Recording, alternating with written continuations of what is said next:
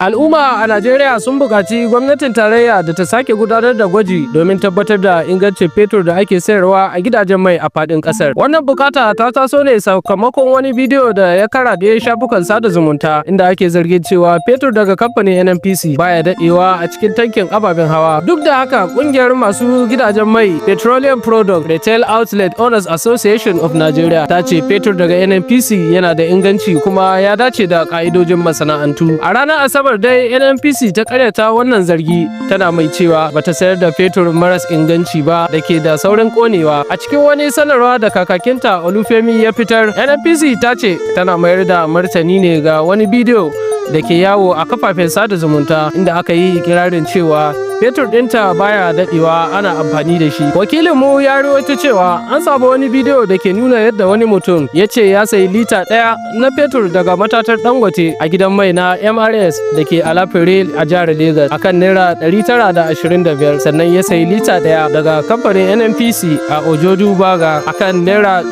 945. A cewarsa ya zuba fetur ɗin a cikin injunan janareta biyu daban-daban, inda na Nnpc ya daina aiki bayan minti 17, yayin da man da ya siyo daga kamfanin Dangote ya ci gaba da aiki har zuwa minti 30. Amma Nnpc ta ce fetur da aka saye a gidan manta na Ojodu Baga an samo shi ne daga matatar Dangote, ikirarin da wasu jami'an matatar suka musanta, suna tambayar dalilin da yasa Nnpc ta shigar da sunan matatar cikin wannan cece-kucen. Nnpc tana karyata wannan zargi maras tushe da ke yawo a wani bidiyo a kafafen sada zumunta wanda ke cewa fetur ɗin Nnpc baya daɗewa ana aiki da shi. Wannan ikirarin babu gaskiya a cikinsa, domin ba a yi wani ingantaccen bincike ba da zai tabbatar da hakan, kuma ba shi da tushe na kimiyya ko na masana'antu, in ji Nnpc. Muhimmin abu shine mafi yawan fetur da ake sayarwa a gidajen mai na Nnpc a Legas, inda aka yi wannan bidiyo mai rudani, ana samun sa ne daga matatar Dangote, wanda ke da muhimmiyar rawa wajen bunƙasa samar da man fetur a cikin gida da kuma tabbatar da tsaron makamashi. Matatar Dangote tana bin ka'idojin masana'antu masu tsauri, don haka ta tabbatar da ingancin man fetur